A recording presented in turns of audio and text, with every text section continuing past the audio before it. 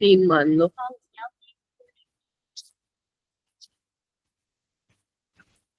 ठीक है, आप में से कोई अभी ऐसा स्टूडेंट है जो तुम्हारे संडे को टेस्ट होते हैं उसमें तुम कोई चीटिंग करता है, गूगल यूज करता है क्या? कोई बता दो मेरे को अभी। है है बताओ बताओ। है क्या कोई ऐसा, या सारे शरीफ हो? हाँ, चलो मतलब शरीफ ही हो सारे, अच्छे से कर रहे हो अपना काम। ठीक है।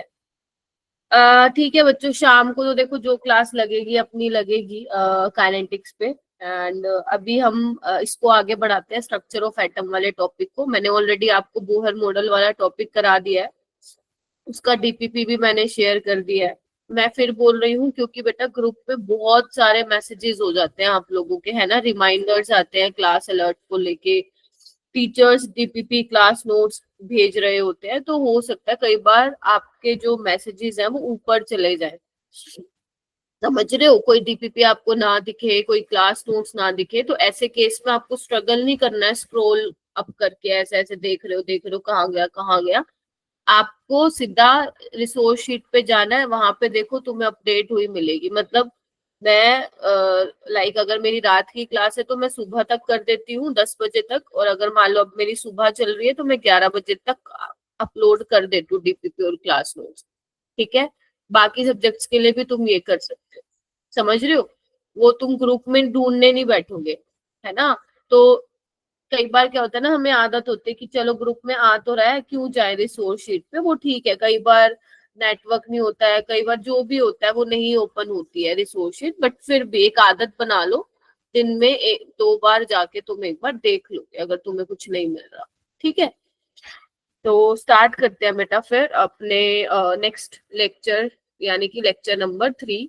तो आज का जो लेक्चर रहेगा ना बेटा, वो रहेगा बेस्ड आपका फोटो इलेक्ट्रिक इफेक्ट पे और आपका डी ब्रोय हाइपोथेसिस पे। ठीक है, तो आज मैं ये आपको पढ़ाऊंगी कि फोटो इलेक्ट्रिक इफेक्ट क्या था, है ना, इसकी कंडीशंस क्या है, कब कब फोटो इलेक्ट्रिक इफेक्ट होता है, कब कब नहीं हो पाता, थ्रेशोल्ड फ्रीक्वेंसी, थ्रेशोल्ड वेवलेंथ, ये क्या होता है ना। ग्राफ भी हम प्लॉट करेंगे, काइनेटिक एनर्जी वर्सेस फ्रीक्वेंसी, है ना। तो ये भी हम देखेंगे, क्वेश्चंस भी देखेंगे कि फोटो इलेक्ट्रिक इफेक्ट से किस टाइप के सवाल पूछे गए हैं या मान लो आने वाले टाइम में आ सकते हैं। ठीक है, तो ये हम डिस्कस करेंगे। उसके अलावा डी ब्रोय हाइपोथेसिस एक छोटा सा टॉपिक है, ये इम्पोर्टेंट इसलिए है मेरा बेटा क्योंकि ना इसका जो क्वेश्चन है ना वो बोहर रेडियस वाले फॉर्मूले के साथ जो है वो बन के आता है, इसीलिए डी ब्रोय हाइपोथेसिस मैं थोड़ा सा यहाँ पे आप लोगों को बताऊंगी, वैसे तो ये आसान है। क्लियर है सबको? Yes ma'am. ठीक है। हाँ, मुझे ना 1 मिनट दो, मैं फैन बंद करके आती हूँ क्योंकि यहाँ बारिश हो रही है ना, तो काफी ठंडी हवा चल रही है। मैं 1 सेकेंड रुक जाऊँ।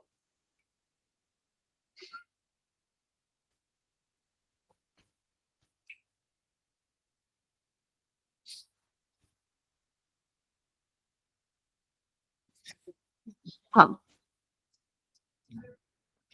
ठीक है। सो फोटो इलेक्ट्रिक इफेक्ट देखो, समझने के लिए देखो इस तरीके से कुछ सेटअप होता है लैब में, फोटो इलेक्ट्रिक इफेक्ट जब आप परफॉर्म करते हो। ठीक है, तो फोटो इलेक्ट्रिक इफेक्ट होता क्या है, देखो इधर एक बार, यहाँ पे क्या है, यहाँ पे बेसिकली मेटल की प्लेट है, दिख रहा है आपको? अब आपको पता है मेटल की प्लेट है, मेटल के पास क्या होते हैं, इलेक्ट्रॉन होते हैं, हाँ या ना? जवाब दो। तो जैसे ही अगर उस मेटल प्लेट पे जब आप लाइट फॉल कराओगे, ठीक है, तो वहां से क्या होंगे, इलेक्ट्रॉन इजेक्ट आउट होंगे। आप समझ रहे हो? वहां से क्या है, ये आपको दिख रहा होगा एरो से जो दिखा रखा है, वहां से क्या होंगे, इलेक्ट्रॉन इजेक्ट आउट होंगे। और ये क्या लगा रखी होती है, कलेक्टर प्लेट लगा रखी होती है। यहाँ पे, यहाँ से निकल रहे हैं, इनके ऊपर लाइट पड़ रही है, यहाँ से निकल रहे हैं, तो यहाँ पे बेसिकली कलेक्टर प्लेट लगाई हुई है, मतलब इसकी तरफ जा रहे हैं। तो जब आपका इलेक्ट्रॉन इजेक्ट आउट होता है तो उस केस में क्या होता है, फिर क्या होता है, वहां पे आपका करंट फ्लो करता है। ये देख रहे हो, बैटरी से भी लगा रखा है, यहाँ पे पोटेंशियल को हम जो है चेंज कर सकते हैं इसके थ्रू। ठीक है, तो करंट फ्लो करता है इससे। ठीक है, तो फोटो इलेक्ट्रिक इफेक्ट है क्या, फोटो इलेक्ट्रिक इफेक्ट यही है कि ejection of electron from the metal surface, जब भी आप कोई लाइट सुटेबल फ्रीक्वेंसी की, ध्यान रखना अंट शंट कोई भी फ्रीक्वेंसी आप फोल नहीं करा पाओगे, आपको ऐसी लाइट लेनी है जिसकी सुटेबल फ्रीक्वेंसी हो। अब मैम हमें कैसे पता चलेगा वो मैं बताऊंगी। सुटेबल फ्रीक्वेंसी की लाइट आपको क्या करनी है, मेटल सरफेस पे फॉल करानी है, ठीक है जी। तो अगर जो मेटल में इलेक्ट्रॉन है, ठीक है, मेटल के पास जो इलेक्ट्रॉन है वो क्या करेगा, जो फ्रीक्वेंसी की रेडिएशन आपने भेजी वो एब्जॉर्ब करेगा और वहां से क्या करेगा, निकल के भागेगा मेटल सरफेस से, ठीक है। इसी इजेक्शन ऑफ इलेक्ट्रॉन के प्रोसेस फिनोमिना को हम क्या बोलते हैं, फोटो इलेक्ट्रिक इफेक्ट बोलते हैं, ठीक है। और जो इलेक्ट्रॉन्स इजेक्ट आउट हो रहे हैं उसको हम बोलते हैं फोटो इलेक्ट्रॉन्स, और जो करंट फ्लो होता है उसको हम क्या बोलते हैं, photo current. Getting my point. Photo electric effect क्या है, आप एक सुटेबल फ्रीक्वेंसी की लाइट फॉल कराएंगे मेटल सरफेस पे तो इलेक्ट्रॉन क्या होगा, इजेक्ट आउट होगा, ठीक है। अब मैम इलेक्ट्रॉन क्या हर केस में इजेक्ट आउट होगा, मतलब हम चलो डाल देते हैं फ्रीक्वेंसी की लाइट, तो क्या हर टाइम पे इलेक्ट्रॉन इजेक्ट आउट हो जाएगा, क्या कुछ ऐसा भी कंडीशन है जहां पे इलेक्ट्रॉन इजेक्ट आउट नहीं होगा। यस, बिल्कुल गर्व ने बिल्कुल सही पहचाना, थ्रेशोल्ड फ्रीक्वेंसी, अभी मैं उस पर आऊंगी, ठीक है जी। तो ये तो था फोटो इलेक्ट्रिक इफेक्ट का सिर्फ डेफिनेशन। बहुत ही प्यारा टॉपिक है, इसको ध्यान से समझना है ना। सिर्फ 5-6 बातें इसमें बताने वाली, बाकी सारे क्वेश्चन लगा लोगे तुम। यहाँ से आजकल जो क्वेश्चन बन रहा है वो कॉन्सेप्चुअल क्वेश्चन बनता है, ठीक है। तो ये तो था फोटो इलेक्ट्रिक इफेक्ट होता क्या है। तो बेटा जब ये होता है, जब कह रही हूँ ना मैं, लाइट ऑफ सुटेबल फ्रीक्वेंसी तुम मेटल सरफेस पे डालते और वहां से इलेक्ट्रॉन इजेक्ट आउट होता है, ठीक है। क्या करंट टू, क्या बोल रहे हो तुम, अरे इधर आओ एक बार, इधर आओ बताती हूँ मैं, इधर आओ, ठीक है। आपको ये नहीं देखना करंट क्या कहाँ फ्लो करता है, आपको ये ध्यान रखना है पहले तो कि फोटो इलेक्ट्रिक इफेक्ट होता क्या है, क्या नाम है। यहाँ पे करंट की हम बात ही नहीं करेंगे इतनी ज्यादा, ठीक है। पूरा एक सेटअप दिखाया है जहाँ पे बैटरी से कनेक्ट कर दिया है, ठीक है। जैसे ही इलेक्ट्रॉन आपके इजेक्ट आउट होगा तो वो जो पूरा सेटअप तुम्हें दिखाई दे रहा है, अगर इलेक्ट्रॉन बाहर निकल रहा है तो उस केस में आपका करंट फ्लो होगा, जिसको फोटो करंट बोला है। अब हम ये देखेंगे कि क्या क्या ऑब्जर्वेशन देखने को मिली, मतलब जब ये पूरा प्रोसेस हो रहा है तो क्या क्या ऑब्जर्व किया गया, राइट। तो सबसे पहली जो बात है वो ऑब्जर्व ये की गई कि there is no time lag between striking of light and injection of electron from metal surface. समझ रहे हो, मतलब जैसे ही लाइट ने स्ट्राइक किया, सुटेबल फ्रीक्वेंसी की तुमने लाइट फॉल कराई, उसी टाइम क्या हुआ, इलेक्ट्रॉन भगता हुआ मेटल सरफेस से गया। तो कोई टाइम लैग नहीं है, क्लियर है। ये जेई 2025 का सवाल बता दी मैंने तुम्हें, ठीक है। ऐसा क्वेश्चन आएगा तुम्हें डीपीपी में मिल जाएगा, आपसे पूछा था which of the following statements are correct about photoelectric effect, ठीक है जी। अच्छा, पहली चीज ये। दूसरा मेरा बेटा, as intensity of light increase magnitude of photo current increase, मतलब ये क्या बोलना चाह रहे हैं कि जो तुम लाइट फॉल करा रहे हो सुटेबल फ्रीक्वेंसी की, ठीक है, अगर तुमने इंटेंसिटी बढ़ा दी, इंटेंसिटी बढ़ाने का मतलब क्या होता है, इंटेंसिटी बढ़ाने का मतलब है कि तुमने नंबर ऑफ फोटोन्स बढ़ा दिए, है ना, फोटोन्स तुमने बढ़ा दिए। अब नंबर ऑफ अगर फोटोन्स बढ़ा दिए और तुम इंटेंसिटी बेसिकली बढ़ा रहे हो, तो इससे क्या होगा, फोटो इलेक्ट्रॉन्स ज्यादा एमिटेड होंगे मेटल सरफेस से, बोलो। Yes, ma'am. और अगर फोटो इलेक्ट्रॉन ज्यादा एमिट हो रहे हैं तो फोटो करंट भी क्या होगा, बोलो, इंक्रीज, ज़्यादा। ठीक है। तो ये सेकंड पॉइंट कहता है, ठीक है। थर्ड पॉइंट क्या कहता है, हर मेटल के लिए there is a certain minimum value of frequency, मतलब जो भी तुम मेटल लोगे ना, जो भी आपको मेटल दिया जाएगा, मान लो सोडियम का दिया जा रहा है, टंगस्टन का दिया जा रहा है, मैग्नीशियम का, लिथियम का, तो हर मेटल के लिए एक मिनिमम वैल्यू होती है फ्रीक्वेंसी की, ठीक है। अगर मान लो ये मेरे पास कोई मेटल है, लेट्स से लिथियम का मेटल है ना, इसकी एक मेरे पास वैल्यू होगी, मिनिमम वैल्यू होगी फ्रीक्वेंसी की, ठीक है। जैसे मान लो मैं एनर्जी की वैल्यू ले लेती हूँ, क्योंकि you know energy is directly proportional to frequency. मान लो इसकी जो एनर्जी है मिनिमम वो 4 इलेक्ट्रॉन वोल्ट है, तो मतलब जब आप रेडिएशन को फॉल कराओगे तो जो एनर्जी बेसिकली इंसिडेंट कराओगे उसकी एनर्जी कितनी होनी चाहिए, इससे ज्यादा होनी चाहिए। Getting my point? जो आप रेडिएशन इंसिडेंट करा रहे हो उसकी एनर्जी क्या होनी चाहिए, इससे ज्यादा। मान लो मैं 5 ले रही हूँ, ठीक है, तो अगर मैं 5 इलेक्ट्रॉन वोल्ट की डाल रही हूँ तो इसको कितनी चाहिए, 4 चाहिए। बोलो हाँ या ना। तो इसको अपनी 4 मिल गई, इसने एब्जॉर्ब कर लिया और निकल गया इलेक्ट्रॉन यहाँ से बाहर लिथियम के मेटल सरफेस से। और जो बाकी बची हुई एनर्जी है वो किस में कन्वर्ट हो जाएगी, काइनेटिक एनर्जी। ठीक है, तो हर मेटल के लिए एक सर्टेन वैल्यू ऑफ फ्रीक्वेंसी होगी। तो वो कह रहे हैं of which incident light is required below which photo electric effect is not observe. अगर तुमने 3 इलेक्ट्रॉन वोल्ट की एनर्जी भेजी दी उसको, तो इलेक्ट्रॉन इजेक्ट आउट नहीं होगा। ठीक है जी, ये वाली बात समझ में आ गई? बोलो हाँ या ना। बात कह रहे हैं कि अगर मान लो तुमने फ्रीक्वेंसी बढ़ा दी, जो तुम बेसिकली लाइट फॉल करा रहे हो, फ्रीक्वेंसी, सुटेबल फ्रीक्वेंसी, वो फ्रीक्वेंसी अब तुम बढ़ा रहे हो, एनर्जी बढ़ा रहे हो या फ्रीक्वेंसी बढ़ा रहे हो, because energy is directly proportional to frequency. तो अगर तुम फ्रीक्वेंसी बढ़ा रहे हो तो क्या होगा, काइनेटिक एनर्जी भी क्या होगी, इंक्रीज। अगर मान लो मैं 6 इलेक्ट्रॉन वोल्ट ले लो तो 4 तो ये ले लेगा, 2 किसके फॉर्म में निकल जानी है, काइनेटिक एनर्जी। मान लो 7 ले ली तो 4 इसने लिख ली, 3 काइनेटिक एनर्जी की फॉर्म में।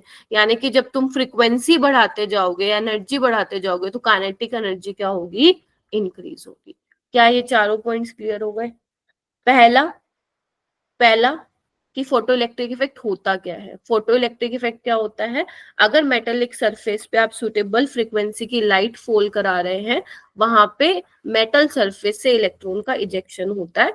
और जब ये होता है तो कुछ ऑब्जर्व किया गया कि जब ये हो रहा था तो कोई टाइम लैग नहीं है, मतलब जैसे ही लाइट फॉल की और इजेक्शन जो है इलेक्ट्रॉन का हो गया मेटल सरफेस से।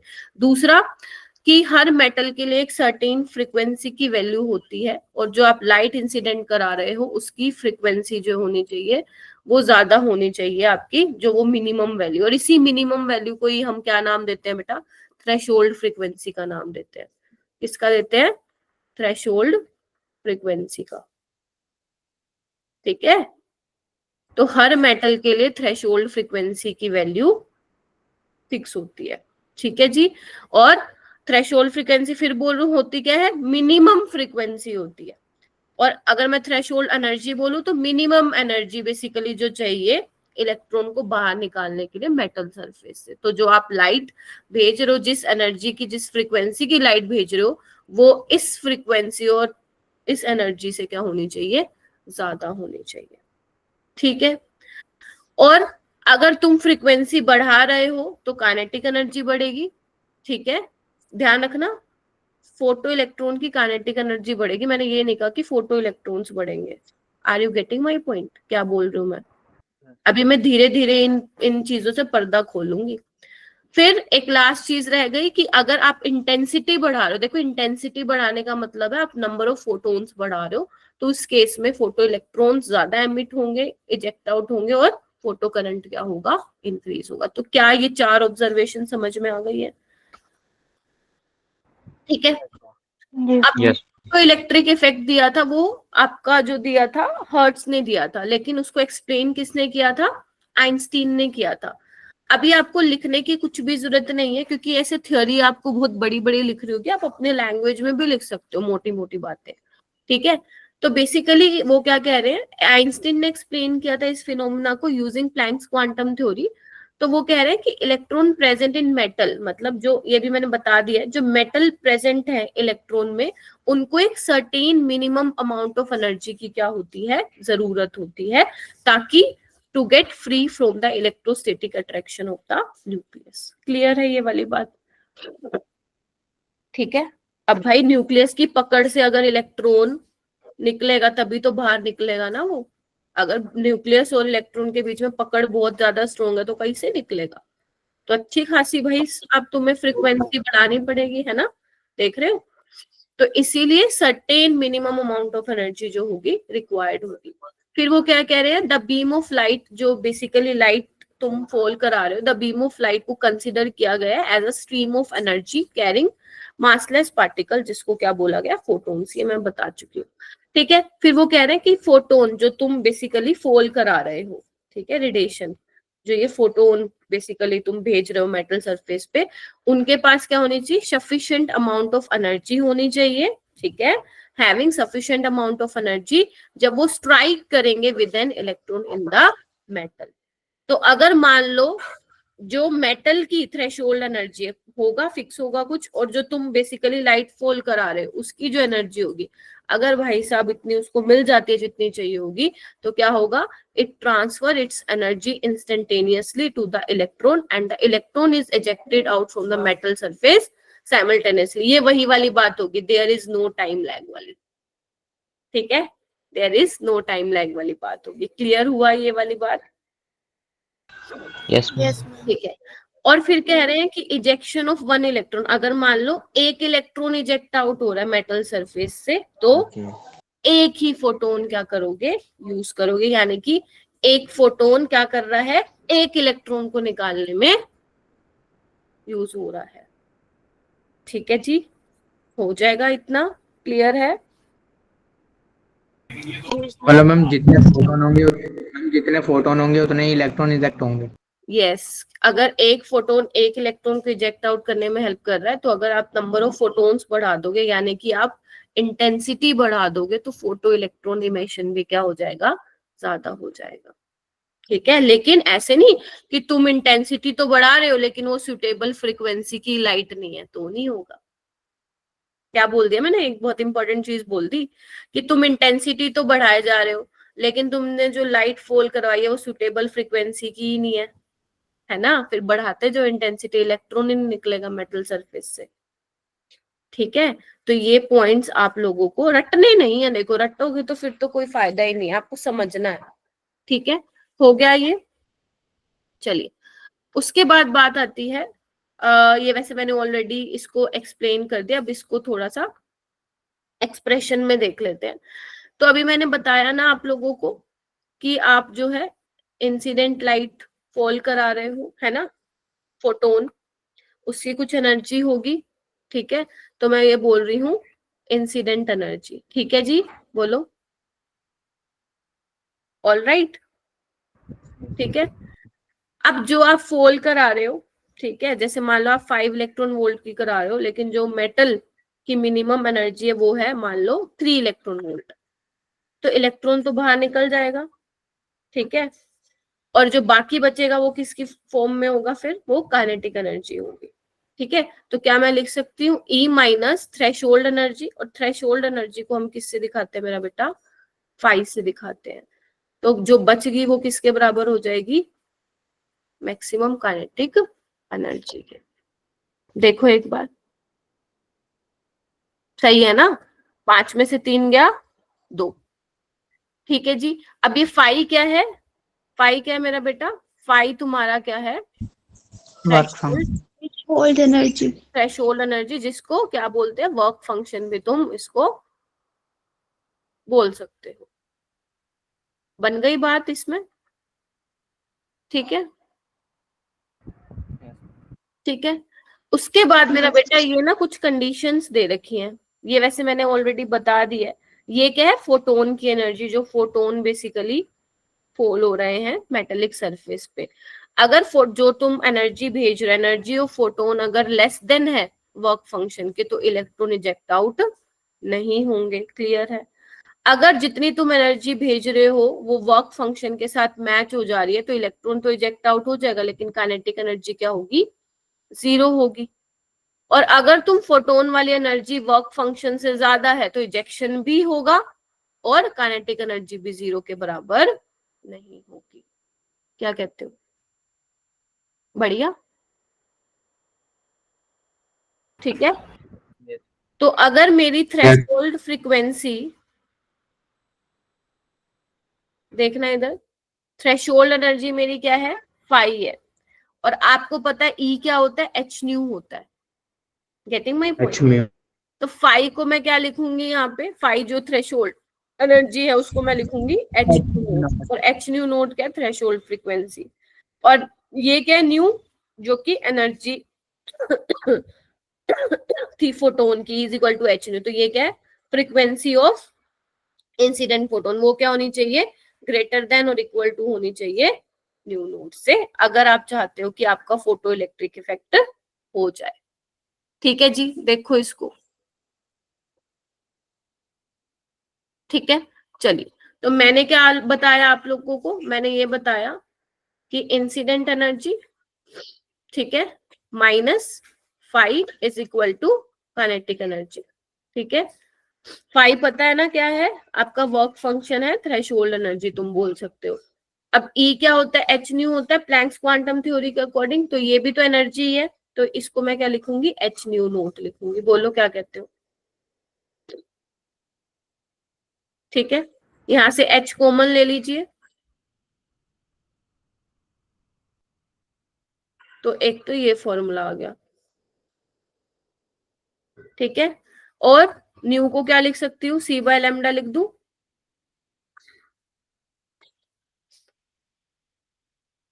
सो मत जाना। प्रिंस आ गया, प्रिंस राठौर,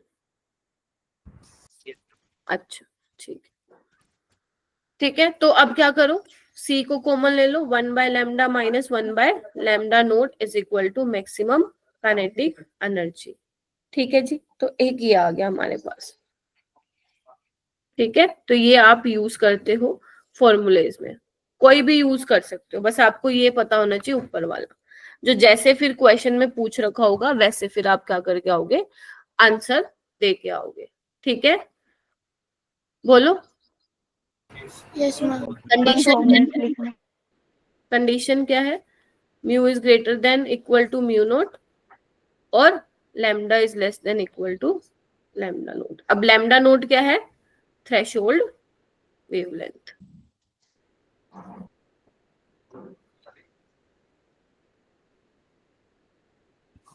और मैक्सिमम वेवलेंथ, है ना।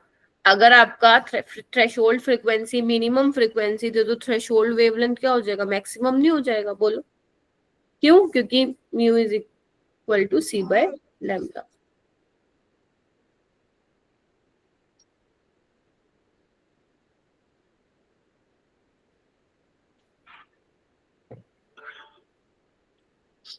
क्या ये चीज लिख ली तुम लोगों ने, बोलो। Yes. बढ़िया, बहुत बढ़िया, ठीक है। ये वाले इंपॉर्टेंट केसेस हैं, ये वैसे तुमने लिख लिए हैं तो दोबारा लिखने की जरूरत नहीं है, वही लिखा हुआ है। अगर फ्रीक्वेंसी लेस देन होती है थ्रेशोल्ड फ्रीक्वेंसी की, तो कोई फोटो इलेक्ट्रिक इफेक्ट नहीं होगा, बराबर होती है तो फोटो इलेक्ट्रिक इफेक्ट होगा बट काइनेटिक एनर्जी 0 होगी, और अगर ज्यादा होती है थ्रेशोल्ड फ्रीक्वेंसी से तो फोटो इलेक्ट्रिक इफेक्ट भी होगा और काइनेटिक एनर्जी भी 0 नहीं होगी, ठीक है जी। बोलो, तो ये था फोटो इलेक्ट्रिक इफेक्ट में जो आपको पढ़ना रहेगा, ठीक है। पहला, फोटो इलेक्ट्रिक इफेक्ट होता क्या है, क्या क्या ऑब्जर्वेशन हुई, आइंस्टीन ने क्या एक्सप्लेनेशन दी थी, ठीक है, फोटो इलेक्ट्रिक इफेक्ट का expression and conditions of photo electric effect, ठीक है जी। तो यहां से अगर तुम इतना कर लेते हो तो तुम्हारा 4 नंबर का सवाल यहाँ से तैयार हो जाएगा। अब बात आती है क्वेश्चन आते कैसे हैं। तो पहला टाइप का क्वेश्चन ये भी 2024 या 25 में भी आया था, हालांकि 2024-25 का नहीं है सवाल, ये उससे पहले वाले साल का है, रिसेंट ईयर में भी आया था। तो टाइप 1 का सवाल ये बनता है, ये क्वेश्चन क्या कहता है, थोड़ा सा ध्यान से देखना। ये क्वेश्चन ये कहता है, दिख रहा है ना, जूम कर लेना अगर नहीं दिख रहा तो, the work function of some metals is listed below. अभी मैंने तुम्हें कहा था कि हर मेटल के लिए वर्क फंक्शन जो होगा कुछ ना कुछ, है ना। तो वो कह रहे हैं कितने मेटल्स ऐसे हैं जो कि क्या करेंगे, फोटो इलेक्ट्रिक इफेक्ट को दिखाएंगे जब तुम इतने नैनोमीटर की लाइट, मतलब की जो वेवलेंथ है लाइट की, वो फोल कराओगे मेटेलिक सरफेस पे, ठीक है। ये तुम्हें करना है। अब क्या फॉर्मूला लेना, अरे माइक म्यूट करो, माइक म्यूट करो। और ध्यान रखना, जो ये थ्रेशोल्ड आपकी एनर्जी है जिसको आप वर्क फंक्शन बोल रहे हो, ये इलेक्ट्रॉन वोल्ट में है, तो आपको एनर्जी पता करनी पड़ेगी कि भाई साहब तो जो तुम रेडिएशन इंसिडेंट करा रहे हो उसकी एनर्जी क्या है, क्लियर है? क्योंकि एनर्जी है ना, ये थ्रेशोल्ड एनर्जी, तो एनर्जी देख लो इंसिडेंट रेडिएशन की कितनी है। तो एनर्जी निकालने के लिए क्या करोगे मैम? हम तो hc/λ करेंगे। इतना बड़ा करने बैठोगे पेपर में? नहीं। एक ट्रिक बता, ट्रिक भी नहीं है, तुम फिजिक्स में पढ़ते हो, एक फॉर्मूला होता है। अगर तुम्हें एनर्जी इलेक्ट्रॉन वोल्ट में चाहिए और तुम्हारा अगर वेवलेंथ नैनोमीटर में है, तो उस केस में हम क्या करते हैं, 1240 ले लेते हैं ऊपर, 1240 डिवाइड बाय लैम्डा। देख रहे हो? अगर तुम्हारा मान लो वेवलेंथ आर्मस्ट्रॉन्ग में है, तो हम क्या लेते हैं, 12400 बाय लैम्डा इन आर्मस्ट्रॉन्ग। पढ़ा है ये वाला तुमने फिजिक्स में? सिमरन है क्लास में? Yes, ma'am.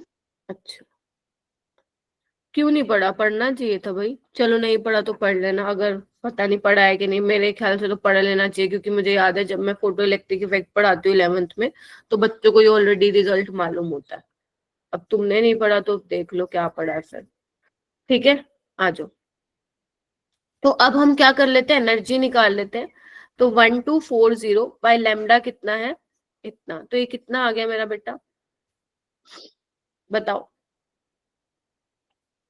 इसको सोल्व करके बताओ जल्दी से, कितना आ रहा है? 4.13 आ रहा है,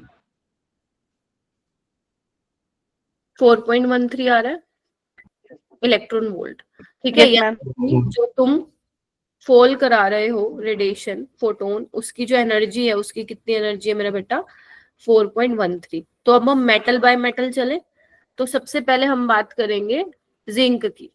तो जिंक का कितना है थ्रेशोल्ड एनर्जी, 2.4, और आप भेज रहे हो इतनी की, तो ये तो हो जाएगा इजेक्ट आउट।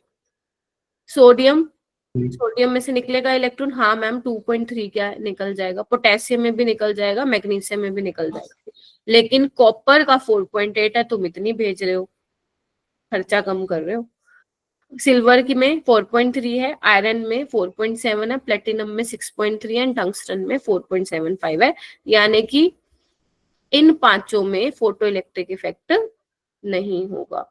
तो आंसर क्या आ जाएगा तुम लोगों का, 4। कर सकते थे ऐसा क्वेश्चन, अभी आया रिसेंट, और ये पहले भी आया था। तो अगर किसी ने ये टॉपिक पढ़ा होगा तो पक्का वो प्रीवियस ईयर तो करके गया होगा, और अगर वो प्रीवियस ईयर करके गया है तो फिर वो वाला क्वेश्चन भी उसने बना लिया होगा जो शिफ्ट में उसके आया था। तो जिंक, सोडियम, पोटेशियम और मैग्नीशियम। ठीक है, हो भी गया, आसान था ना? ठीक है, चलिए, पलक भी है, वेरी गुड, समीर, संदीप, तुषार। चलिए आगे चलते हैं। क्वेश्चन नंबर 2 देखो। क्वेश्चन नंबर 2 क्या है, ध्यान से देखेंगे। इलेक्ट्रोमैग्नेटिक रेडिएशंस हैविंग वेवलेंथ आपको 310 आर्मस्ट्रॉन्ग दे रखी है, are subjected to a metal sheet. ठीक है, मेटल पे जो भी है तुमने फोल्ड कराई, इतना वेवलेंथ है उसका रेडिएशन का। वर्क फंक्शन ऑलरेडी आपको दिया हुआ है मेटल का। वो कह रहे हैं वेलोसिटी क्या होगी, देख रहे हो? वो कह रहे हैं कि वेलोसिटी क्या होगी फोटो इलेक्ट्रॉन्स की विद मैक्सिमम काइनेटिक एनर्जी। तो इसका मैं अप्रोच बता देती हूँ, बट जो सोल्व है वो तुम खुद करोगे। ठीक है, तुम खुद सोचो, अपन ने कौन सा फॉर्मूला अभी किया है जहां पे काइनेटिक एनर्जी भी आ रही हो, जहां पे वर्क फंक्शन भी आ रहा हो, जहां पे एनर्जी भी आ रही हो, कौन सा किया है? कोई बताएगा मेरे को? मैम इलेक्ट्रो क्या? h nu minus h naught equals kinetic energy. हाँ, उससे पहले काम ही चल जाएगा हमारा, ये हमने किया है। ठीक है, अब मेरे पास वर्क फंक्शन तो दिया ही हुआ है ना, और काइनेटिक एनर्जी क्या होती है, हाफ mv²। ठीक है, इलेक्ट्रॉन की चाहिए ना मुझे, काइनेटिक एनर्जी इलेक्ट्रॉन की बात करूँ तो हाफ मास ऑफ इलेक्ट्रॉन आएगा, तुम लोग ध्यान नहीं दे रहे हो भाई, इनटू v²। एनर्जी क्या हो जाएगा, एनर्जी निकाल सकते हो तुम? हाँ मैम निकाल सकते हैं इलेक्ट्रॉन वोल्ट में, क्योंकि देखो सेम यूनिट में से सेम यूनिट यहाँ पे बेसिकली जो है माइनस होगी। ठीक है, सो क्या होगा यहाँ पे देखो, 40 आ रही है। आपका 12400 बाय 310, तो ये कितना आ रहा है, 40।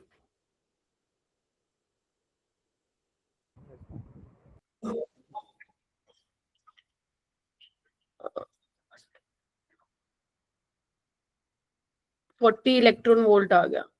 तो अब क्या करोगे तुम लोग, 40 इलेक्ट्रॉन वोल्ट, ठीक है। माइनस करो, इसको माइनस करो और इसको सोल्व करना चालू करेंगे सारे बच्चे।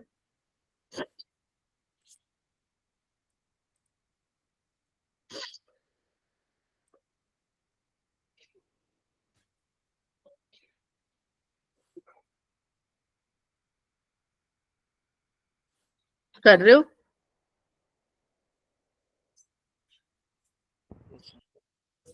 कर रहे हो कि नहीं कर रहे हो भाई? मैम करो।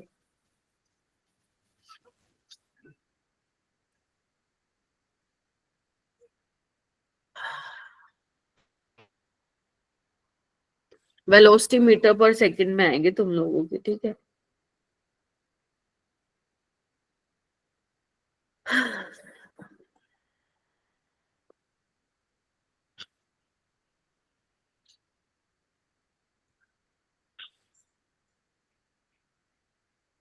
तो ये कितना आ जाएगा हमारा, 40 में से अपना 12.8 गया, ये आ जाएगा 27.2, राइट, ठीक है।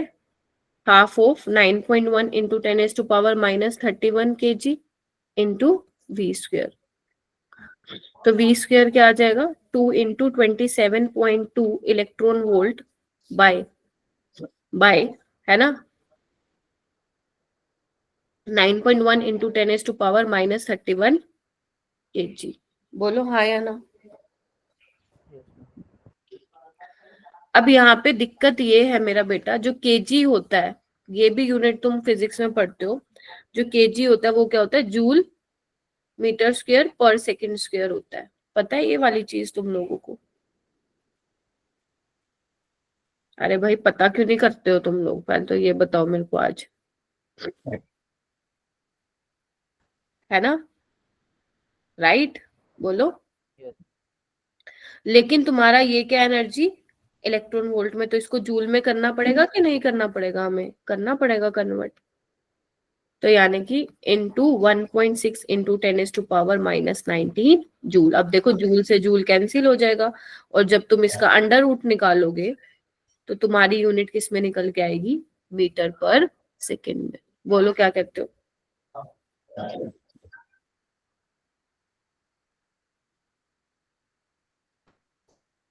ठीक है,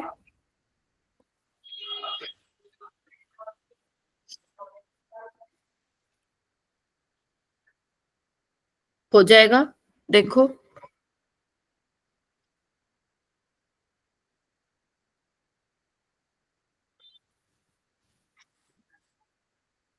इसको कैसे करोगे सोल्व, बताओ मेरे को। इसको करना शुरू करना है, एक बार इसको करना शुरू करो।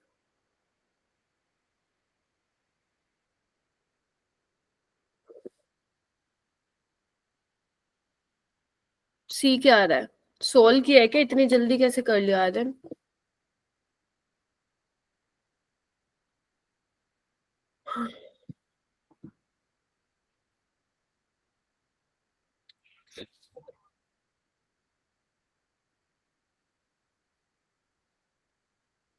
देखो इसको सोल्व करना है आप लोगों को, इसका आंसर ये सी ही आएगा, ठीक है। जब आप इसको सोल्व करोगे तो इसका आंसर आएगा 3 इंटू 10⁻6 मीटर पर सेकेंड, और 3 इंटू 10⁻6 मीटर पर सेकेंड को आप अप्रोक्सीमेटली 2√2 लिख सकते हो, इंटू 10⁻6 लिख सकते हो, ठीक है।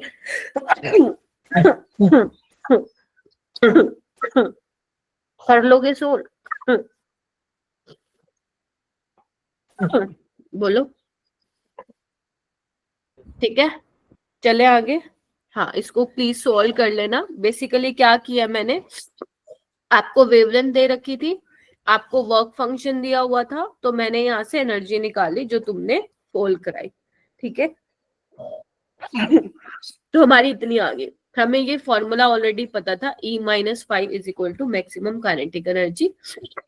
आपको वेलोसिटी निकालनी थी, तो काइनेटिक एनर्जी को मैंने लिख लिया हाफ mv² के टर्म्स में, ठीक है। बस तुम्हें यहाँ से क्या करना है, सॉल्व करना है। बस मेन चीज तुम्हें यहाँ पे ये ध्यान रखनी है कि इलेक्ट्रॉन वोल्ट में जो आया है उसको आपको जूल में चेंज करना पड़ेगा, ठीक है,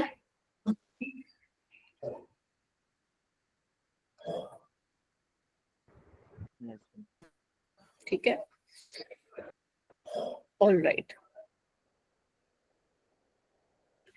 यहाँ पे ना ये एक चीज मैंने यहाँ पे उल्टी लिख दी।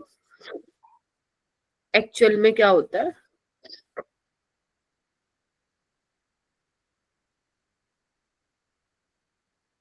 जो जूल होता है ना वो होता है केजी मीटर स्क्वायर पर सेकंड स्क्वायर। ठीक है, तो यहाँ पे केजी आ जाएगा ना, तो केजी आपका क्या हो जाएगा, जूल बाय मीटर स्क्वायर पर सेकंड स्क्वायर। देख रहे हो, तो ये ऊपर चला जाएगा, है ना। अब आपका मीटर पर सेकंड में आ जाएगा। ये थोड़ा सा ध्यान रखना, मैंने शायद उल्टा, मैंने हाँ उल्टा बता दिया था। ठीक है जी, ये कुछ ऐसी चीजें हैं बेटा जो यूज करता है। फिजिक्स में तो बहुत ज्यादा होता है, केमिस्ट्री में थोड़ा कम होता है, बट हाँ थोड़ा सा आपको याद रखना पड़ेगा। ठीक है, चलिए आइए। उसके बाद ये वाला सवाल करने का कोशिश करो बेटा, काफी अच्छा सवाल है। फोटो इलेक्ट्रिक करो एक बार, खुद करो, मेरे को ऐसे लग रहा मैं ही करा रही हूँ सब कुछ। करो इसको, ट्राई करो।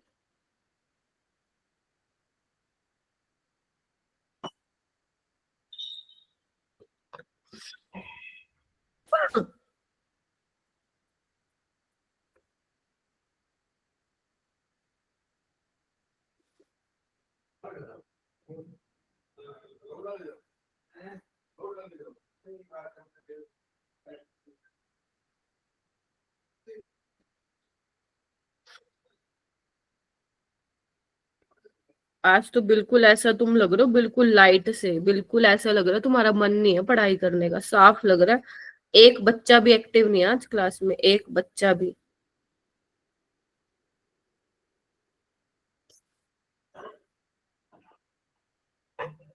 कौन बताएगा कैसे अप्रोच करेंगे इस क्वेश्चन को, बताओ मेरे को। तुम्हें बस ये है कि टीचर पढ़ाता जाए, बस खत्म करे टीचर ही पढ़ा के, हमें तो बस ऐसे बैठ के देखना है क्लास को। तुम लोग यही करते हो, चाहे सुबह वाली क्लास हो चाहे शाम वाली क्लास हो। ये नहीं कि कुछ कुछ 11th के टॉपिक्स क्लियर हो रहे हैं उनको अच्छे से कर लो।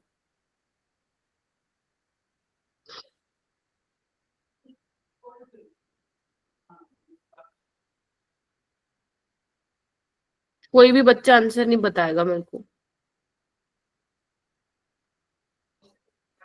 हर्षित कैसे करूं इसको मैं, हर्षित कपूर। Yes ma'am. हाँ, कैसे अप्रोच करूं। मैम इसमें मैम मैक्सिमम काइनेटिक एनर्जी का रेशियो देख के रखा है। हाँ और फ्रीक्वेंसी देख कर रखी है 2। हाँ, तो मैम इस वाले फॉर्मूले से एच जिसमें कॉमन लिया था और V1 minus V very not. Good, शाबाश। तो मैंने आपको फॉर्मूला बताया था एच वाला ना, H nu minus nu nought is equal to maximum kinetic energy. तो यहाँ पे फ्रीक्वेंसी ये वाली ले लेते हैं न्यू वन, ठीक है। ये तो सेम ही रहने वाले थ्रेशोल्ड फ्रीक्वेंसी, ठीक है, क्योंकि मेटल तो वही है। और ये हो जाएगा nu two minus nu nought is equal to maximum kinetic energy. ठीक है,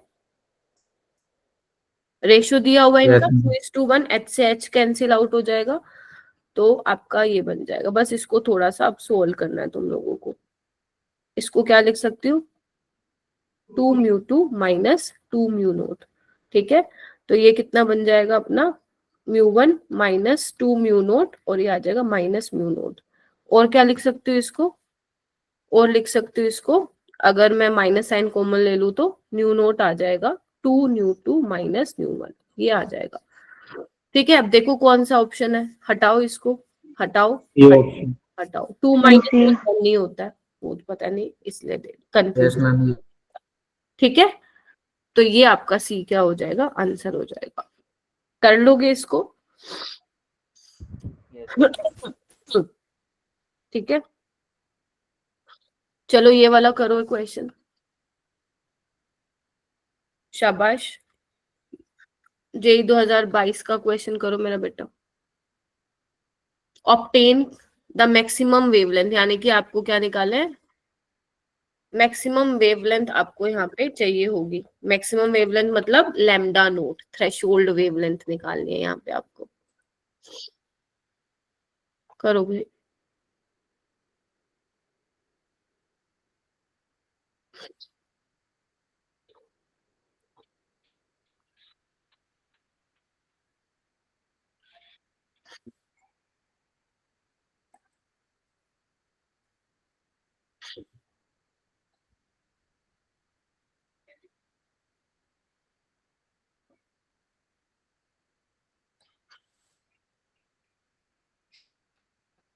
मनीषा क्या फॉर्मूला लगाऊं बेटा?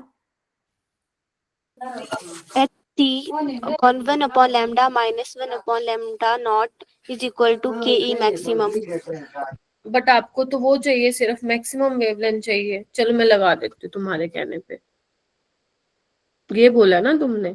बट यहाँ पे तो ना तो मेरे पास काइनेटिक एनर्जी दी हुई, ना इंसिडेंट वेवलेंथ दी हुई, तो कैसे लगाओगे ये वाला formula? Ma'am V is equal to C upon lambda वाली लगा दे। वो मत लगाओ, वो तो आपकी वो हो जाएगी, इंसिडेंट एनर्जी वाली फ्रीक्वेंसी हो जाएगी। ठीक है, आपको ये लगाना पड़ेगा फाई। फाई क्या था अपने पास? एच न्यू नोट था, और ये न्यू नोट क्या था? Threshold frequency. तो आपको ये वाली लगाना है फॉर्मूला, कुछ भी नहीं लगा सकते। आपको देखना पड़ेगा, क्योंकि जब आप लोग 11th-12th पढ़ लोगे तो आपके पास पता नहीं कितने 100 से भी ज्यादा फॉर्मूले इकट्ठे हो जाएंगे। तो आपको उसी टाइम स्ट्राइक करना चाहिए, और ये तभी करता है जब हम क्वेश्चन बहुत प्रैक्टिस करते हैं। अगर किसी को फोटो इलेक्ट्रिक इफेक्ट के सवाल करने हैं ना, अगर आप चाहते हो ग्रिप आए, एनसीईआरटी उठा लेना। एनसीईआरटी के आपको बैक एक्सरसाइज में इतने सारे क्वेश्चंस मिल जाएंगे फोटो इलेक्ट्रिक इफेक्ट के प्रैक्टिस करने के लिए। ठीक है, तो ठीक है, H C by lambda nought हो गया। तो एच कितना है? 6.626 इंटू 10⁻⁻34 जूल सेकेंड, ये हमें पता होना चाहिए। सी क्या हो जाएगा? Speed of light 3 into 10⁸8 metre पर सेकेंड, और ये आपको दिया ही हुआ है 6.63 इंटू 10⁻⁻9।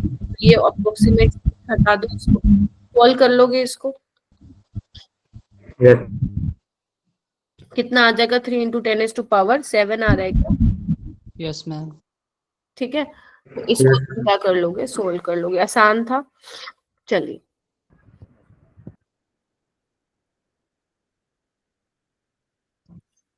ये वाला क्वेश्चन देखो।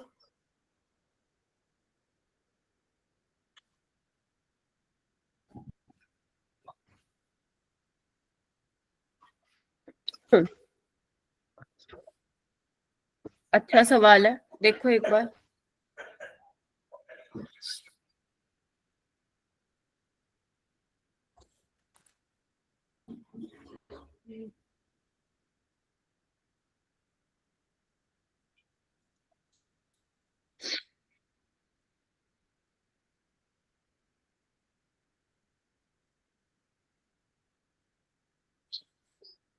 वोट क्या होता है? जूल पर सेकंड, है ना?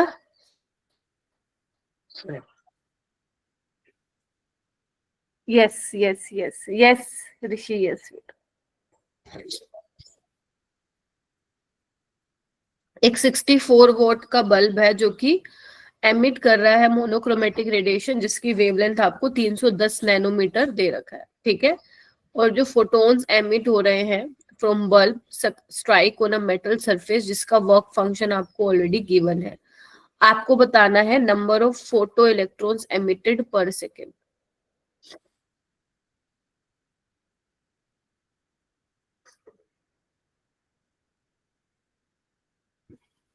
ये जो डंडन तुम लोग करते रहते रहे इतनी जल्दी, किसी दिन मैंने बुला लेना तुम लोगों को वाइवा देने के लिए, फिर वहां पे करना तुम लोग डंडन।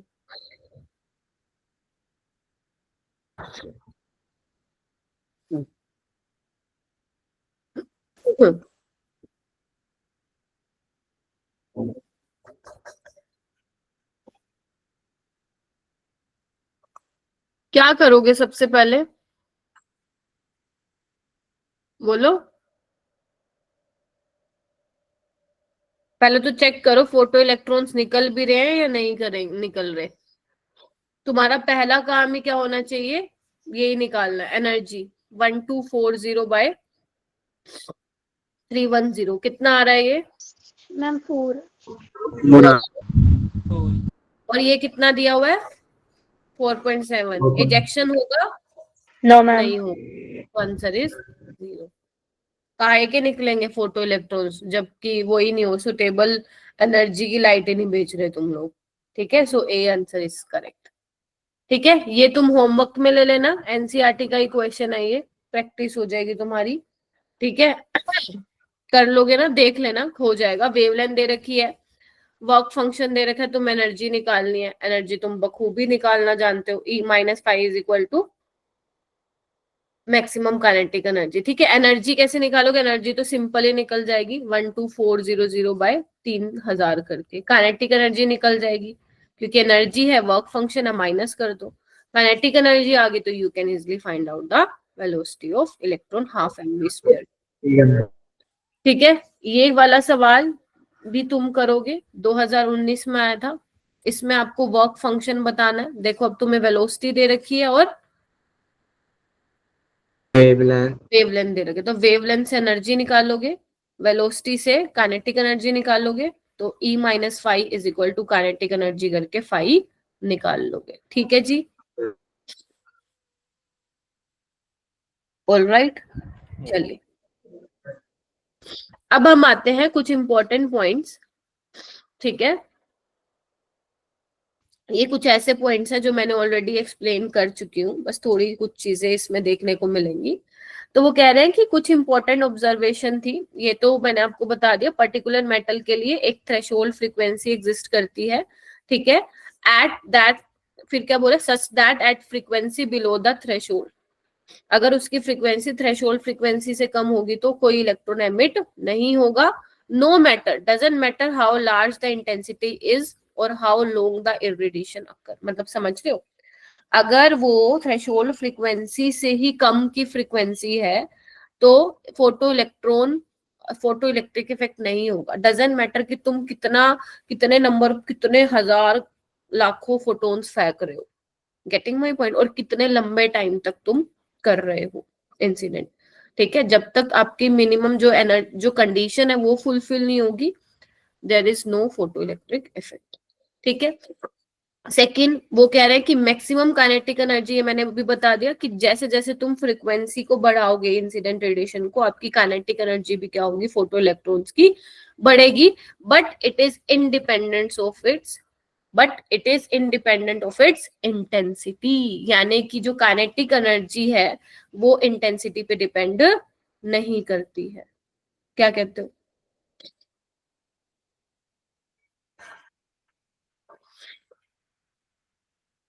तो काइनेटिक एनर्जी बढ़ेगी सिर्फ फ्रीक्वेंसी बढ़ाने से। ठीक है, तो मैम इंटेंसिटी के बढ़ने से क्या होगा? इंटेंसिटी के बढ़ने से नंबर ऑफ फोटो इलेक्ट्रॉन्स बढ़ेंगे पर सेकेंड इज डायरेक्टली प्रोपोर्शनल, लेकिन ध्यान रखना प्रोवाइडेड कि जो मिनिमम फ्रीक्वेंसी है वो थ्रेशोल्ड फ्रीक्वेंसी के आपके बराबर होनी चाहिए, उससे ज्यादा होनी चाहिए। ठीक है, क्लियर हो गया? तो photo electrons, number of photo electrons जो एमिट होंगे वो डिपेंड करेगा इंटेंसिटी पे, फ्रीक्वेंसी पे डिपेंड नहीं करेगा। और फ्रीक्वेंसी किस पे डिपेंड कर रही है? फ्रीक्वेंसी बढ़ेगी तो काइनेटिक एनर्जी भी बढ़ेगी। तो ये तीन बातें आप लोगों को मालूम होनी चाहिए। ठीक है जी, देखो ठीक है, अब ये मैंने ऑलरेडी बता दिया, ग्राफ देखो बेटा।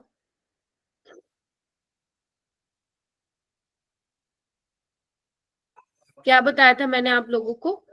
E minus five is equal to kinetic energy, यही बताया था। बोलो, E क्या है मेरा? H nu minus five kinetic energy. तो अगर मुझे काइनेटिक एनर्जी वर्सेस फ्रीक्वेंसी का ग्राफ बनाना है तो आपको ये तो पता है बढ़ेगा, है ना? फ्रीक्वेंसी बढ़ेगी तो काइनेटिक एनर्जी भी बढ़ेगी। तो ये वाई एक्सिस पे हो जाएगा, बोलो, ये एक्स एक्सिस पे हो जाएगा, ये क्या हो जाएगा मेरा? स्लोप, और ये क्या हो जाएगा? इंटरसेप्ट। देख रहे हो? तो स्लोप मेरा क्या आ रहा है? पॉजिटिव आ रहा है, लेकिन इंटरसेप्ट क्या आ रहा है मेरा बेटा? नेगेटिव आ रहा है। तो ये ग्राफ कुछ ऐसे आता है। यहां से क्यों चालू किया मैंने? ये देखो ना, क्योंकि नेगेटिव इंटरसेप्ट है। बोलो हाँ या ना? ठीक है, तो ये आप लोगों को पता होना चाहिए। एक ये वाला ग्राफ पता होना चाहिए और एक ये वाला ग्राफ पता होना चाहिए, जो मैंने बोला था काइनेटिक एनर्जी वर्सेस इंटेंसिटी। ठीक है, तो ये दो ग्राफ पता होंगे बस। अगर तुमने इतना पढ़ लिया ना मेरे से, आज बना लोगे सारे क्वेश्चन। आज मैं डीपीपी भी दूंगी ना, बना लोगे। डीपीपी तो तुम्हारे शायद 15 मिनट में ही सोल्व हो जाए, बट तुम्हें अगर टाइम मिलता ना, अभी तो तुम मेरे ख्याल से टेस्ट की प्रिपरेशन करोगे। अब मैं केमिकल काइनेटिक्स की डीपीपी भी नहीं दूंगी तुम्हें 2 दिन तक, क्योंकि आई जस्ट वांट कि इलेक्ट्रोकेमिस्ट्री प्रिपेयर करो, उसके मैं कुछ प्रैक्टिस क्वेश्चन दूंगी। तो टेस्ट निपटाने के बाद ना, अगर तुम्हें अप लाइक न्यूमेरिकल में अच्छी कमांड बिठानी है आपको, फोटो इलेक्ट्रिक इफेक्ट के तुम सवाल लगा सकते हो एनसीईआरटी के। जब आप एटॉमिक स्ट्रक्चर के एनसीईआरटी के सवाल देखोगे तो बहुत सारे, हद ज्यादा, और काफी अच्छे अच्छे क्वेश्चन, तो तुम कर सकते हो प्रैक्टिस के लिए।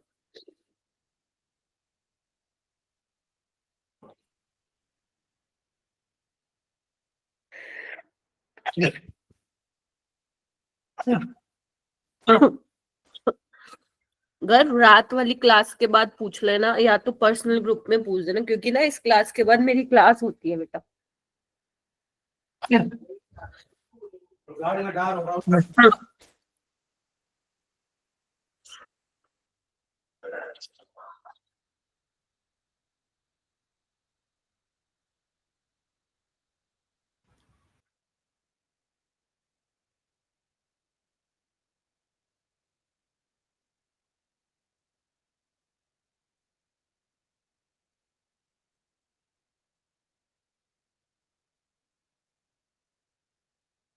मैम आपका माइक म्यूट है। ओ अच्छा, सॉरी। हाँ, तो मैं कह रही हूँ आज मेरी बैक टू बैक क्लासेस है, तो फिर मैं क्लास के बाद ही टाइम दे पाऊंगी। You can ask your doubt in the personal group, ठीक है? तो मेरे को जैसे ही टाइम मिलता है मैं वो देख के आपको रिवर्ट कर दूंगी। ऑलराइट, तो ये वाला होमवर्क लोगे आप?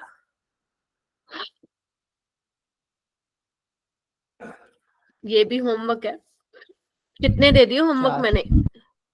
1 2 4 3 4 दिए हैं, ठीक है? मैम 4। हाँ, अब हम चलेंगे मेरा बेटा डी ब्रोय हाइपोथेसिस पे। ये थोड़ा सा सिंपल टॉपिक है ना, याद वो है नहीं इसमें। तो डी ब्रोय हाइपोथेसिस क्या है भाई? क्या थी इसकी हाइपोथेसिस? क्या इसने माना था, क्या इसने समझा था? ये कहता है भाई कि जो भी कोई मूविंग ऑब्जेक्ट है ना, उसका वेव नेचर होता है, ठीक है? समझ रहे हो क्या बोल रही हूँ मैं? जो मूविंग ऑब्जेक्ट है, इवन हम भी है, हम भी, हमारा भी वेव नेचर है अकॉर्डिंग टू डी ब्रोय, ठीक है? कोई चलती कार है, कोई चलता प्लेन है, उसने बोल दिया कि भाई वेव नेचर है उसका, ठीक है? तो मतलब बेसिकली उसने क्या कहा था? इट सजेस्ट दैट वेव, होता नहीं है ऐसा, मतलब अभी मैं बताऊंगी ऐसा क्यों है। It suggest that wave like nature of matter, ठीक है? तो वो कह रहे हैं with every moving object A wave is always associated. उसने बोला है हर मूविंग ऑब्जेक्ट के साथ एक वेव एसोसिएटेड होती है, बट दिक्कत ये है, अरे हाँ भाई बोलने तो, एक तो मेरे से बोला नहीं जा रहा।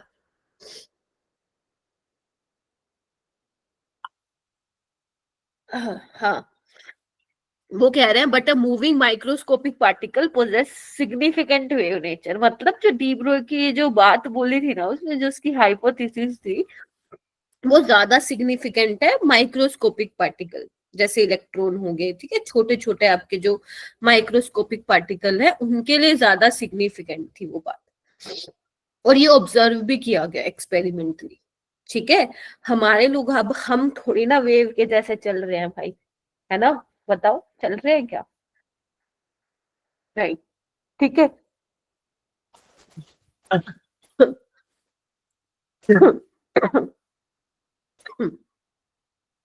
गिव मी 2 मिनट्स बेटा, मेरे को 1 मिनट दो।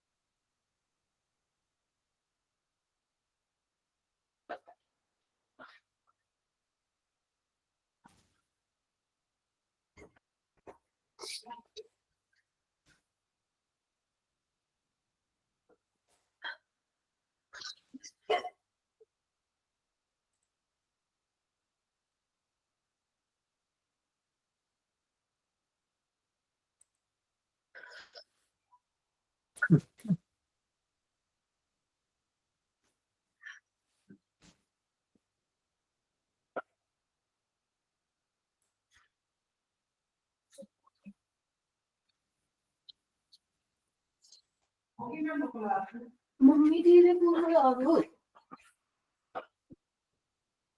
और तो कुछ पढ़ा नहीं मिलेगा, मेरी तबीयत खराब हो रही है। मैंने कहा तो कुछ चाहिए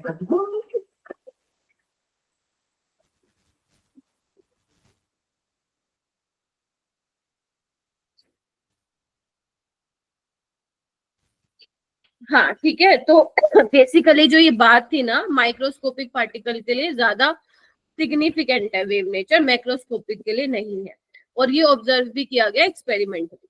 ठीक है जी, चलिए अब आगे बढ़ते हैं।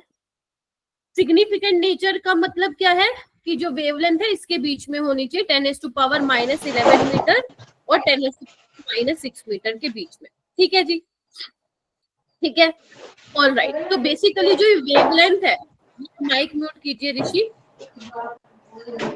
माइक म्यूट कीजिए। अरे ऋषि,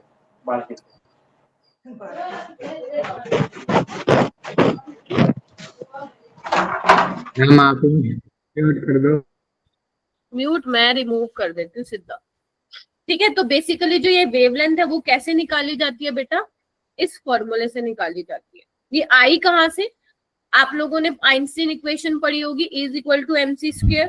ठीक है, प्लैंक्स क्वांटम थ्योरी के अकॉर्डिंग E = h न्यू, दोनों को इक्वेट करो।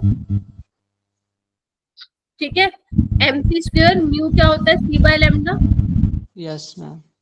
ठीक है, तो लैम्डा क्या आ जाएगा, h/mc। देख लो, ठीक है, चलिए। तो बेसिकली ये वहां से आया, लैम्डा = h/mv। अब m क्या है, v क्या है, h क्या है, तो h आपका प्लैंक्स कांस्टेंट है जिसकी वैल्यू आप लोगों को याद होनी चाहिए। ठीक है, p क्या है आपका, मोमेंटम है। ठीक है, p क्या है आपका, मोमेंटम है, kg/s। m क्या है, मास ऑफ ऑब्जेक्ट। ध्यान रखना जो मास लोगे आप वो केजी में लोगे, मास ऑफ पार्टिकल जो भी आपको जिसका दे रखा होगा, क्योंकि ये जो फॉर्मूला है वो किसके ऊपर है, माइक्रोस्कोपिक के लिए भी और मैक्रोस्कोपिक के लिए भी है। तो वो जो भी ऑब्जेक्ट देंगे उसका आपको कंसिडर करना है। v क्या है आपका, स्पीड है, मीटर/सेकंड में लोगे उसको। ठीक है, और लैम्डा क्या है आपका, ये डी ब्रोई वेवलेंथ है जिसको आपको मीटर में रिपोर्ट करना। ठीक है, अब मीटर में इसको कैसे लाओगे, जब मास केजी में होगा, वेलोसिटी मीटर/सेकंड में हो, और आपको पता है mv क्या होता है, मोमेंटम होता है। तो mv को क्या लिख दिया यहाँ पे, c लिख दिया। देख रहे हो सारे बच्चे, Yes, ma'am. ठीक है जी, चलिए बहुत बढ़िया। उसके बाद आपको क्या करना है, कुछ फॉर्मूलेज है इंपॉर्टेंट जो आप लोगों को पता होने चाहिए। पहला फॉर्मूला है लैम्डा = h/mv। ठीक है, दूसरा क्या है, लैम्डा = h/p। अब एक बात बताओ, काइनेटिक एनर्जी क्या होती है, ½ mv² होती है, बोलो। Yes, ma'am. ठीक है, यस मैम। अब मैं क्या करती हूँ, इसको m से मल्टीप्लाई कर देती हूँ और m से डिवाइड कर देती हूँ, तो ऊपर क्या बन गया, m² v², यानी कि p² बन गया E²/2m। 2m। ठीक है, तो बेसिकली क्या बन गया मेरा, p बन गया 2m इंटू काइनेटिक एनर्जी। और p क्या है मेरा, p क्या है, यहां से निकाल लो। कितना आ जाएगा, lambda = h/2m into kinetic energy, बोलो। Yes, ma'am. आ गया ना, ये देखो, बोलो क्या कहते हो। अगर मान लो if a charged particle is at rest, ठीक है, और उसको एक्सेलरेट किया गया है बाय अ पोटेंशियल v, तो जो काइनेटिक एनर्जी में इंक्रीज आएगा वो कितना आएगा, qv का आएगा। कितने का आएगा, qv का आएगा। और q क्या है यहाँ पे, चार्ज ऑन पार्टिकल। तो फॉर्मूले में क्या चेंज आएगा, लैम्डा = h/2 2m-QV या फिर EV भी लिखा जाता है कई बुक्स में। ठीक है, देखो यस मैम। अगर मान लो मेरा वो चार्ज पार्टिकल इलेक्ट्रॉन है, तो इलेक्ट्रॉन के केस में क्या होगा, इलेक्ट्रॉन का चार्ज आ जाएगा, मास इलेक्ट्रॉन का आ जाएगा, h प्लैंक्स कांस्टेंट है ना। तो basically in case of electron जो मेरा फॉर्मूला आएगा वो क्या आ जाएगा मेरा बेटा, lambda is equal to under root 150 by V angstrom या फिर 12.24 by under root V angstrom. ये किसके लिए है फिर, सिर्फ ये है इलेक्ट्रॉन के लिए। किसके लिए है, इलेक्ट्रॉन के लिए। तो अगर तुम्हें सिर्फ इलेक्ट्रॉन की बात कर रखी हो और निकालने के लिए बोल रखा हो तो ये फॉर्मूला लगा के आ जाना। ठीक है जी, ठीक है, यस मैम। ठीक है। उसके बाद है मेरा बेटा, तुम लोगों को याद होगा मैंने शायद बताया भी था, जो बोहर मॉडल था अपना, जो बोहर मॉडल ने अपने को एक फॉर्मूला बताया था MVR is equal to NH/2π, है ना। तो ये भी एक लिमिटेशन थी कि इसका कोई वो एक्सप्लेनेशन, मतलब कैसे फॉर्मूला आया ये वो नहीं बता पाया था। मैंने सिर्फ याद करो लिखवाया था कि जो एंगुलर मोमेंटम होगा वो इंटीग्रल मल्टीपल ऑफ h/2π होगा, ये नहीं बताया था कि वो आया कहाँ से। जो डी ब्रोय है उसने इसका एक्सपेरिमेंटल प्रूफ भी दिया। कैसे दिया मेरा बेटा, अभी डी ब्रोय ने क्या बोला, हर किसी का पार्टिकल और वेव नेचर है, ड्यूल नेचर के बारे में बता रहा है। तो इलेक्ट्रॉन का अगर पार्टिकल नेचर होता है तो आपका उसका वेव नेचर भी होगा। ठीक है, अब इलेक्ट्रॉन क्या कर रहा है, ऑर्बिट में घूम रहा है, तो अकॉर्डिंग टू डी ब्रोय वो उसका वेव नेचर भी है, मतलब वेव्स भी बना रहा होगा ये, हाँ या ना। तो मैंने एक एग्जांपल कंसिडर कर लिया, मान लो ये ऑर्बिट है जहाँ पे इलेक्ट्रॉन घूम रहा है, क्योंकि ये इलेक्ट्रॉन का वेव नेचर भी कंसिडर कर रहा है, तो देखो इस तरीके से यहाँ पे वेव बना दी मैंने, देख रहे हो, ये देखो। तो अब मुझे बताओ सरकमफ्रेंस ऑर्बिट का क्या होगा, 2πr होगा। डी ब्रोय ने बोला कि जो सरकमफ्रेंस होगा ऑर्बिट का वो क्या होगा, इंटीग्रल मल्टीपल होगा वेवलेंथ के। और ये वेवलेंथ कौन सी वाली है, वो वाली वेवलेंथ नहीं है जो तुम म्यू इक्वल टू c/λ, ये है डी ब्रोय वेवलेंथ है। बोलो हाँ या ना। और लैम्डा क्या है, h/mv, अभी बताया मैंने। अब बताओ, तुम बताओ, mv को उधर ले जाओ, ये क्या आ गया, NH/2π नहीं आ गया, बोलो। और ये n क्या है, n नंबर ऑफ ऑर्बिट, या तुम बोलो number of waves, number of waves. तो इस ऑर्बिट में कितनी वेव्स दिख रही है तुम्हें, 1 2 3 4 5 6, तो n की वैल्यू क्या हो जाएगी यहाँ 6। ठीक है, एक तो ये तुम्हें पता होना चाहिए। उसके अलावा बेटा यहाँ पे रेडियस भी आ चुका है, रेडियस भी आ चुका है, तो यानी कि हो सकता है कि वो डी ब्रोय वेवलेंथ का रिलेशन पूछ ले बोहर रेडियस से, तो बता सकते हो ना, क्योंकि तुम्हें पता है Rn क्या होता है, 0.529 n²/z आर्मस्ट्रॉन्ग। बोलो मैम एक दोबारा बताना क्या है? मैं कह रही हूँ हो सकता है कि वो डी ब्रोय वेवलेंथ को तुम्हारे बोहर रेडियस के साथ रिलेट करके सवाल पूछ ले। तो आर यहाँ पे क्या है, रेडियस ही तो है ऑर्बिट की, तो उसके लिए तुम यहाँ पे ये फॉर्मूला लगा सकते हो। और आपको यहाँ पे दिख रहा है लैम्डा क्या है, 2πr/n, यानी कि लैम्डा किस पे डिपेंड कर रहा है, रेडियस और n पे, और रेडियस किस पे डिपेंड करता है, n²/z पे। तो यानी कि n से n कटा, तो lambda is directly proportional to n/z।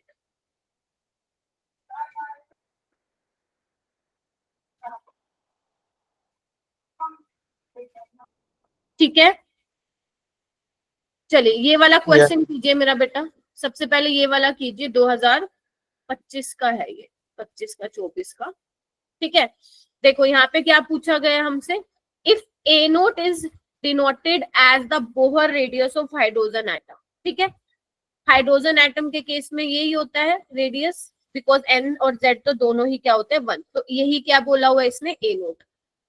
फिर वो कह रहे हैं डी ब्रोय वेवलेंथ क्या होगी इलेक्ट्रॉन की जब वो प्रेजेंट है second orbit of hydrogen atom. तो सेकेंड ऑर्बिट के लिए क्या निकालोगे 0.529, n स्क्वायर बोले तो 4, तो यानी कि 4a0 बोलो। रिलेशन क्या बताया मैंने 2 pi r is equal to n lambda, 2 pi is equal to 4a0 n लैम्डा, तो लैम्डा क्या आ जाएगा 8 पाई a0 बाय n।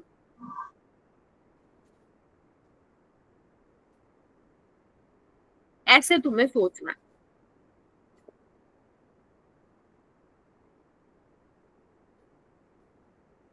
n कोई भी इंटीजर है, उन्होंने भी कुछ दिया हुआ।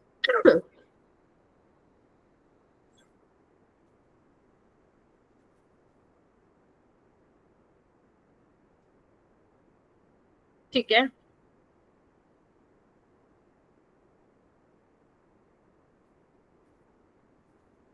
Yes ma'am.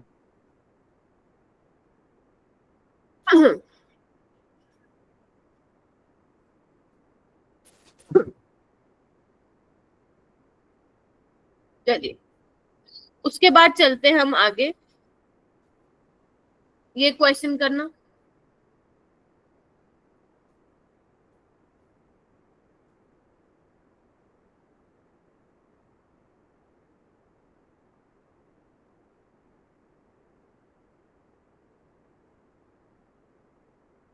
सिंपल है।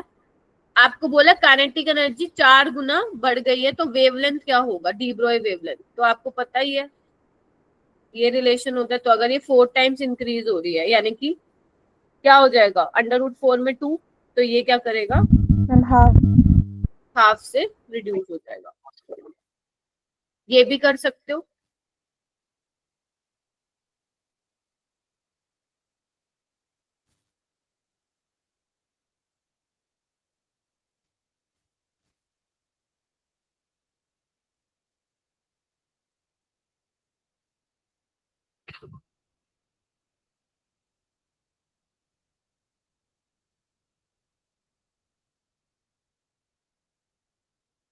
आसान है ये भी, h बाय लैम्डा निकालना है।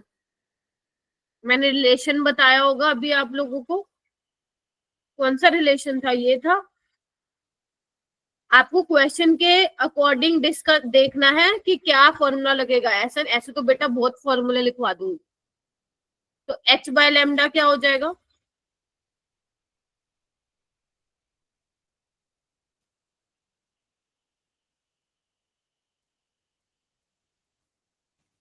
ये वाला क्वेश्चन घर पे कर लेना। Okay ma'am. ठीक है, आपको प्रोटॉन दिया हुआ और लिथियम दिया हुआ है, उसको एक्सेलरेट किया है बाय सेम पोटेंशियल, यानी कि v सेम रहेगा। और लैम्डा आपको दिया हुआ, क्या बोला हुआ, lambda of lithium and lambda of proton denote the de Broglie wavelength of respectively. तो आपको यही बताना है, इनका रेशियो बताना है। और आपको क्या दिया हुआ है, जो मास है लिथियम का वो 8.3 टाइम्स है मास ऑफ प्रोटॉन का, तो you have to use this formula.